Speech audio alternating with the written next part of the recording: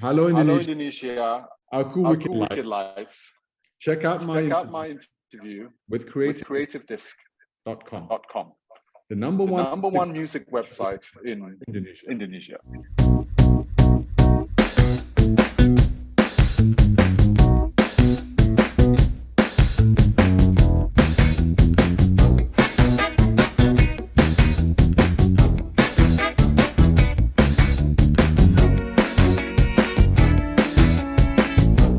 Hello CD Bestie, welcome back to another CreativeDisc exclusive interview with me, Luhtfi, and my guest today is a soloist that have an unique background. Born in Thailand, raised in Britain, go around the world to find himself, and finally deciding to make a folky and heavier folk sound so that listeners can hear his story to you. So without further ado, this is Two Charuson.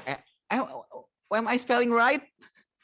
Two Charuson, I think that's fine. Okay, this is Two Charuson and his stage name Wicked Lights. Yay! Thank you so much. Thank you. So, how are you? Pretty good. There's been a bit of a waterfall at the house today. Yeah, the plumbing exploded. But yeah, we're working it out. So, how's the plums broken?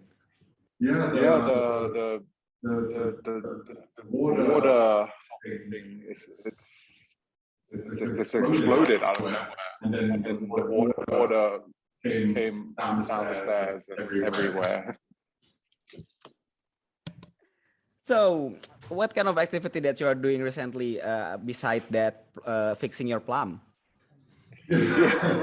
Interesting. I like to cook a lot. Yeah. Behind me, I don't know if you see, there's a kitchen. Oh wow! I like to make a lot of food, and yeah, I also make good rendang.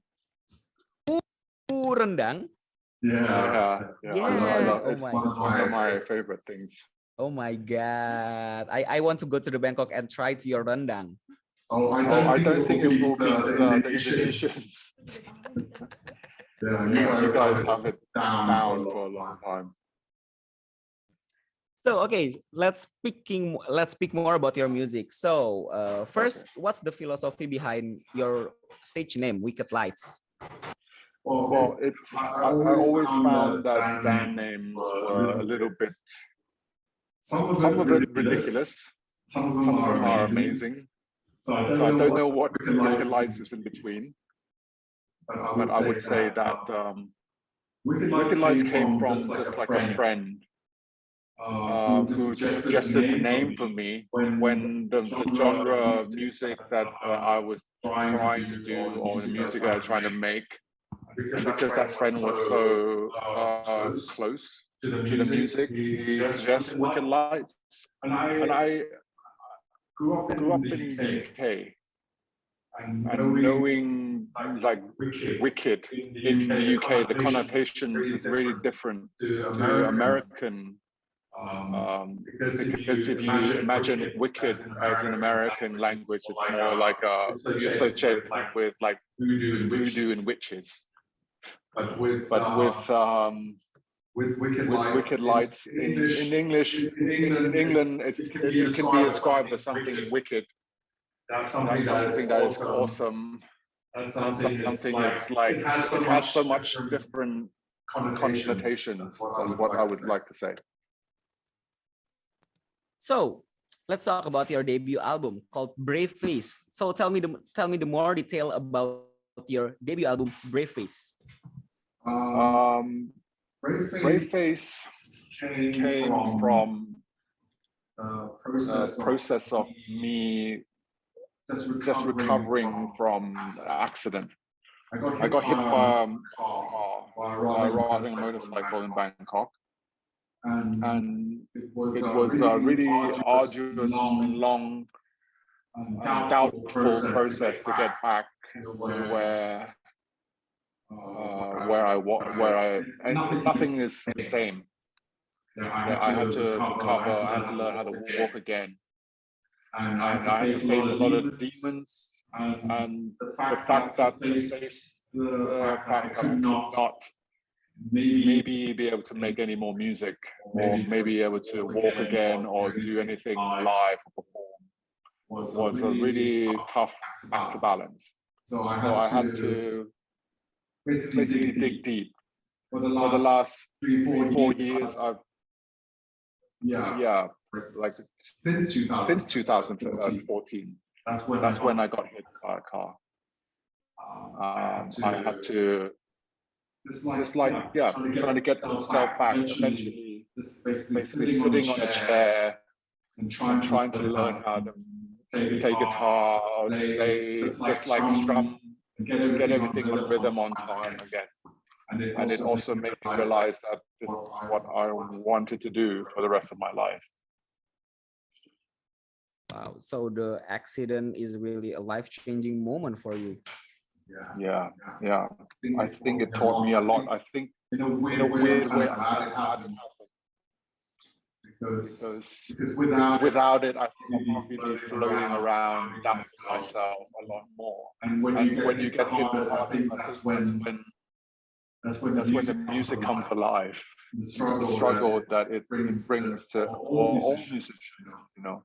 And I always believe that struggling is kind of the same for everyone. Even you and me, you know, we struggle from time to time, and whatever the opportunity as an individual have to be able to recreate something out of our struggle, I think that's what is defined as art.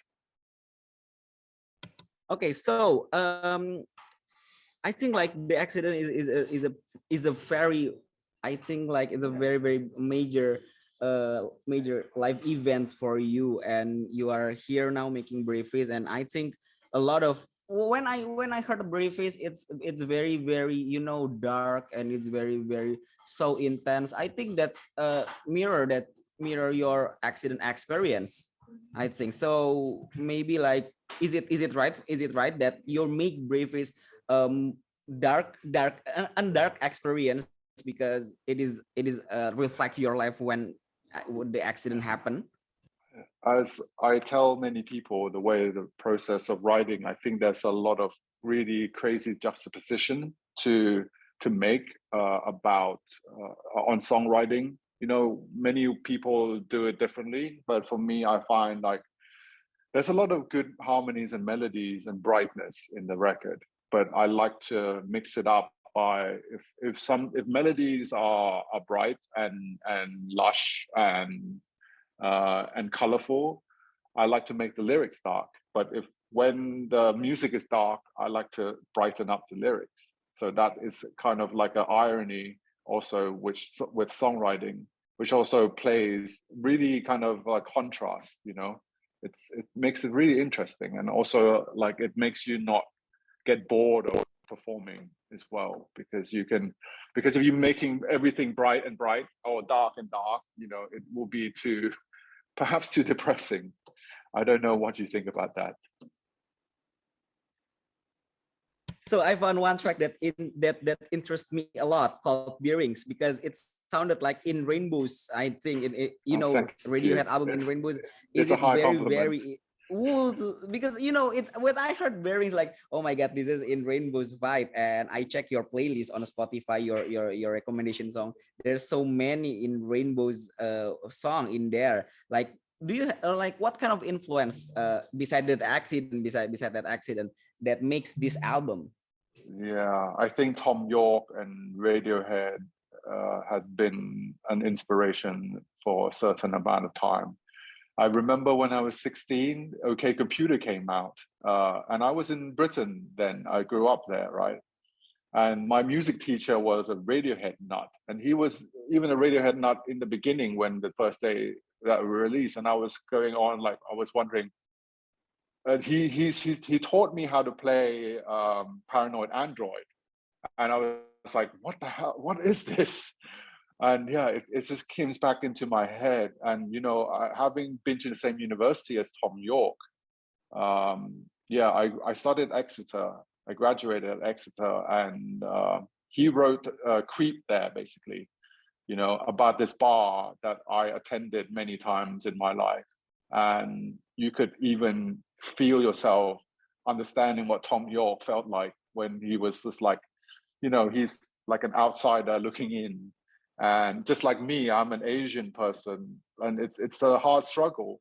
And I think it's also the fact that, I call it the music brave faces to your answer, to answer your question, is because, I've had so many ups and downs and a lot of struggles with me being Asian, trying to prove, like, maybe not prove myself, but try to tell people that Asians, dude, we can also like rock, and we can also write music, and we can also be eloquent in writing and speaking English, and that's the thing that I want to get out there, because it's been, I'm 40, so it's been a long road.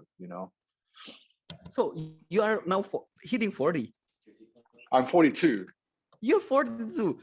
What the biggest moment that you want to decide that, okay, this is I'm 42 now, and I want to pursue my music career faithfully? It is very, very interesting, I think. Thank you. Well, life is interesting, but you gotta, I think you have to be seen, and I think for a long time, for most of my life, since I was in the UK, I was not really, haven't really been seen by people, because Asian people are always perceived as people who are poor in English, who are not competent in relationships or in meeting other people. But I try to be opposite of that.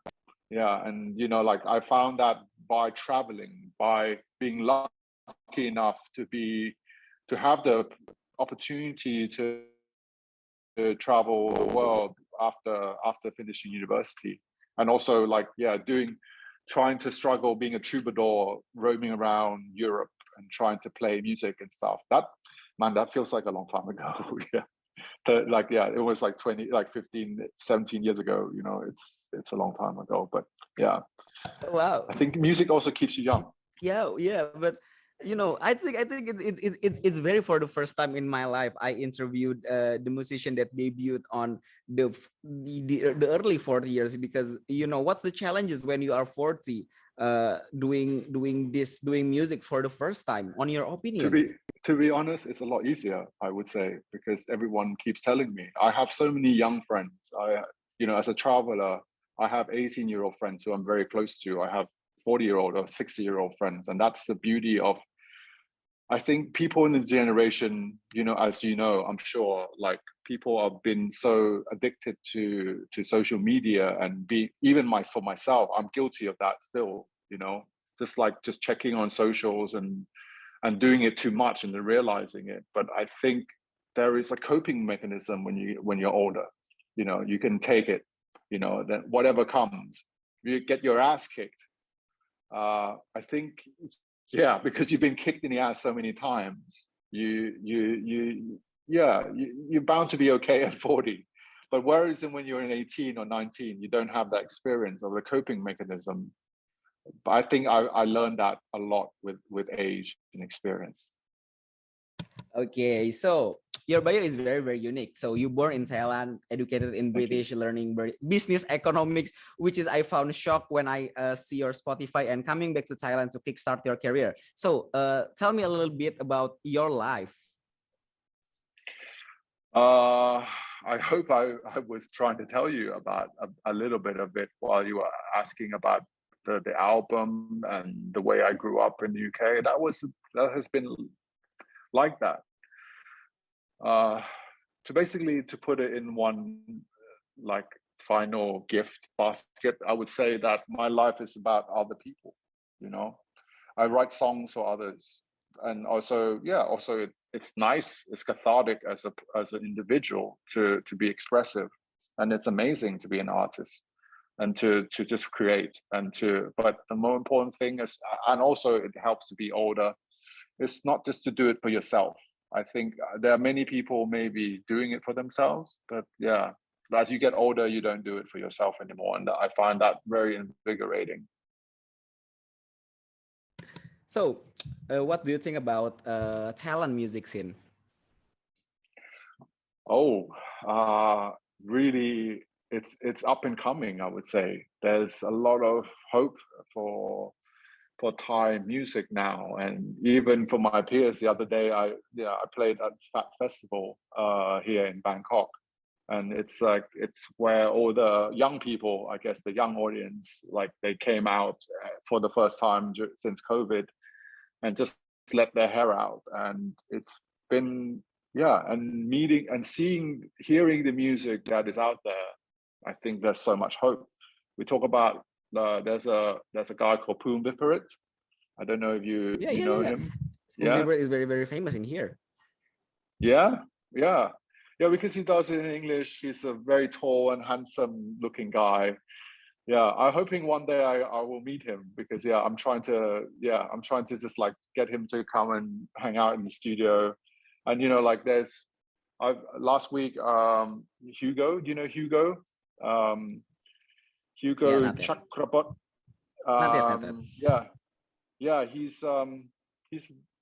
He's doing a lot of Thai music right now, but before that, maybe 10 years ago, he wrote songs for Beyonce. Just a Thai artist. And he's one of the biggest ones in Thailand. And he was under Jay-Z. He signed to Epic. He toured in the States. He's made a lot of name for himself. He has a really good selling album. All the films and TV picked up his music. So for long he's been a trailblazer for a little while. And now we have Violet, which is it's coming. Also Millie, right? Millie that just played Coachella, and she's Thai. Yeah. Okay. Yeah. So it's very open. I think I think there's it almost feels like the Koreans have kind of paved the way for us Asians, maybe. Exactly. So we know to break in Southeast Asian market is very tricky because as they say, because Southeast Asia have a different language, different culture. Even though I'm an Indonesian and you are a Thai, is a very, very different culture, and it's very, very hard to break into the South Asian market. How's your opinion about that? Especially that you are already living in UK and being in Southeast Asian too. I want to maybe make a metaphor of food. I think we, as people, like nasi lemak, nasi goreng. Yeah. And you can come and eat Thai food, and you probably won't have a problem with eating nasi goreng. And the gado and the tempeh and all these really delicious food. I think I feel like there's an underlying bond between Asians and like having visited Indonesia a couple of times in my life. I love, one of my favorite places in the world is Bali. It's just like heaven. And eating babi gulig and also I can feel like Jakarta or Bali or Denpasar would be the same. You can close your eyes and you wake up and you feel like, there's a certain air similarity in these places. And if you come to Thailand, I think you will feel the same too, because you can look also Thai, to me. So, speaking about your favorite album, what's your favorite album of all time? Mention it, everything. It's that's a really hard one. Because as an old ass guy, I feel like there's too much. It's just like it depends on the genre, the mood, the feeling. Because I always count my So maybe like can I share like when you go to the UK the first time, what's the album that struck you the most? That time when I came in the UK, I think Eric Clapton Unplugged was the most memorable thing ever. Because like he lost his son during that time, and Tears in Heaven came, and that did it for me. I think as someone who who grew up there and just been constantly listening to the charts. Also like Fleetwood Mac was a big one, like with like Rumors and all these everywhere. That song is still like, as I remember being a child listening to I Want to Be With You Everywhere.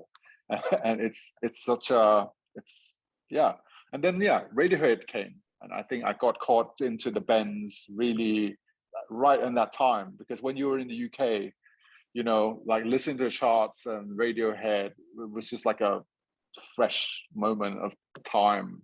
I was also there was in the 90s there was a lot of good bands, you know, like Guns N' Roses. I was addicted to Bon Jovi, and he was one of the reasons why I wanted to do more music. But I think it's not as cool. John Bon Jovi is not as cool as he used to be, I think doing the music that I'm doing, which is more like indie alternative folk, a lot of things was maybe dependent on a lot of obscure bands in the 90s in the UK. So mention 5 things we didn't know about you. I travel. I travel constantly. I travel to meet a lot of amazing people in the world. I don't travel to go to see places. I only travel to hang out and have dinner and just meet strangers and get to make friends to them. I love to cook. Every time I go traveling, I cook Thai food, because people will always remember you when you cook something out of your soul, you know. What else? I cook. Maybe 3 like favorite. Okay, the third one. I play quite a lot of instruments that not many people know about, and there's 3 more albums that is still waiting to be released for Wicked Lights, because during COVID 3 albums was made, and now we're just releasing, just it keeps coming. And I also play I play all the instruments pretty much by myself for the whole records. Okay. So, my very, very last question. What's next for Wicked Lights? Well, basically touring, man. Just like to play, to get out there, to be seen, and hopefully with your help, play in Indonesia. Amen. Yeah, that's I think I have a band now, because without them I can't play all the instruments by myself, and I would love they want to see the world. They want to come and play in Indonesia. That's kind of their dream as well, you know. So like playing in the rice field in Ubud, it will be like a dream of mine as well, you know. I hope it will happen. Your performance in Ubud, that as you go say it. Thank you. With your help, of course. Thank you. I will try maybe. Okay, so this is wrap up our interview for this time. So this is thank you too for your time, and once again, City Bestie, this is Wicked Lights. Once again, thank you very much. Thank you for having me. Thank you. Bye bye. Have a good day.